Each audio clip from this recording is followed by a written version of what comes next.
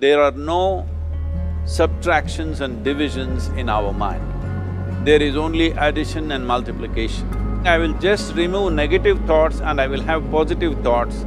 All the best, it's not going to work. Do not think about bad things. Well, since then it's been a full-time job. So there is no way you can handle the mind like this. This doesn't need any great enlightenment. If you spend 2 minutes with your eyes closed, you will realize you cannot do anything forcefully with this mind. So, I want to remove negative thoughts. Do not ever go in this direction because what you want to remove will become your quality. Always you will be on it. So what should I do? One simplistic aspect of how it functions is, there are no subtractions and divisions in our mind. There is only addition and multiplication. If you try to do something with it, it will say one more. First of all, you need to understand your anger, your resentment, your fear, your anxieties, the negativity that you generate.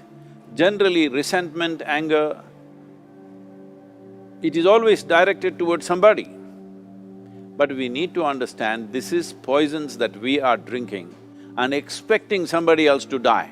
Fortunately, life doesn't work like that. If I drink poison, I die. So, do you want to poison yourself? Definitely not. Now the very question is coming from certain helplessness, what shall I do?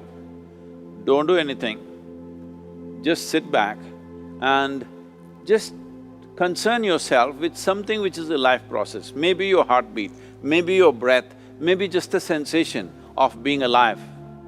Depending upon how sensitive or how perceptive you are, accordingly, find something. It could be a sensation in the body, it could be breath, it could be heartbeat, it could be anything, something which indicates life to you.